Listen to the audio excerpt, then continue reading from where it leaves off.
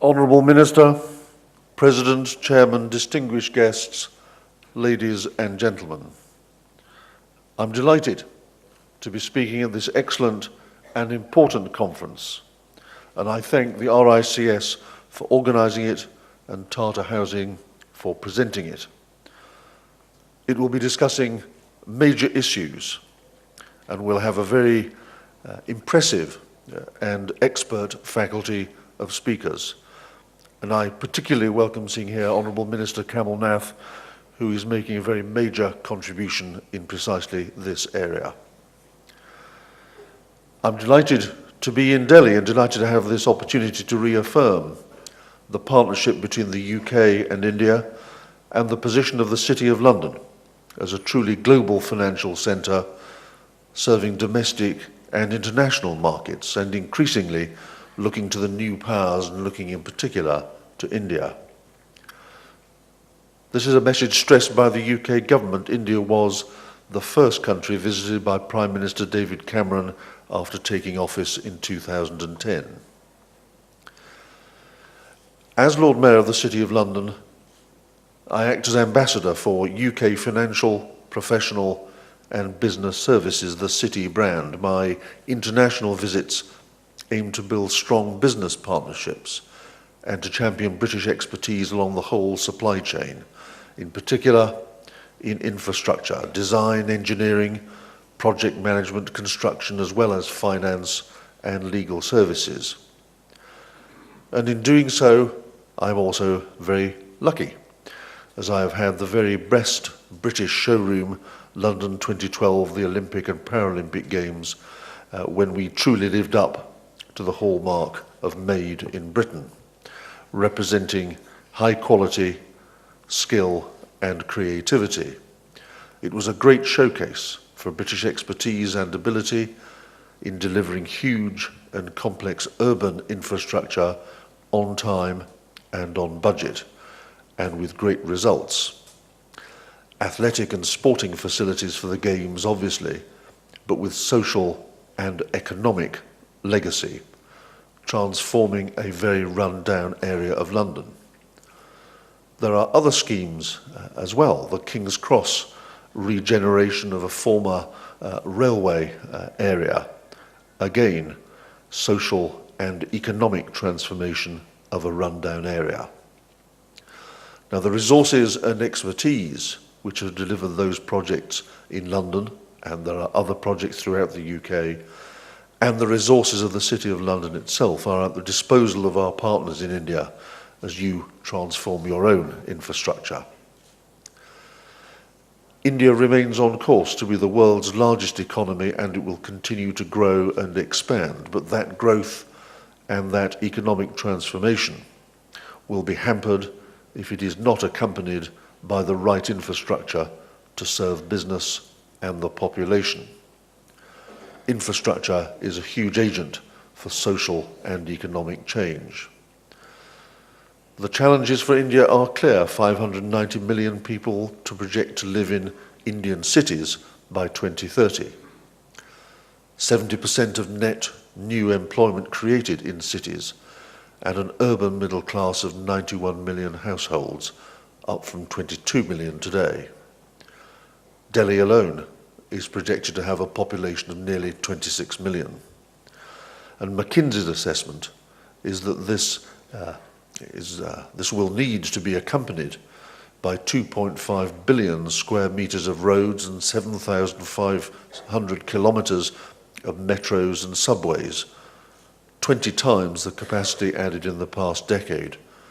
And these cities will need energy supply and access to utilities. All this represents an unprecedented social, demographic and economic shift, and it is being supported by unprecedented levels of investment, with $1 trillion to be invested in infrastructure by 2017, and with McKinsey is estimating that Delhi alone will need $135 billion invested by 2030. Around half of this investment will erase an existing infrastructure backlog, and the rest will fund cities' future needs. And all of it will need to be invested in the right way, for the right projects, and supported by the right skills and acumen. The United Kingdom and the City of London could do much to help this great transformation in providing both access to finance and liquidity and the requisite skills and specialisms along the supply chain. In particular, the vital legal resources to tailor contracts and agreements to ensure the right project with the right outcomes. India will wish the legal and financial framework to be attractive to investors who will be looking to invest for the long term and to achieve the right allocation of risk and return to make projects attractive for investors. We in the UK are the collectors and disseminators of best practice, ensuring projects are delivered on time, to cost, and to world-class standard. Best practice we have developed over years of work on successful projects across a range of sectors. This is work for us in the UK as well, and the City of London is working closely with the UK government.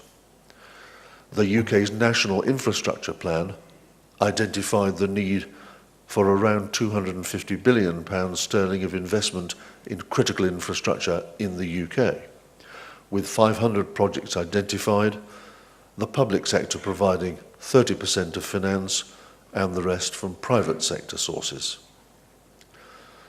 That partnership is just as strong between the UK and India, with UK expertise already being used in the planning, design and research of important new port, road and metro developments here, and investment by UK private equity companies such as 3i.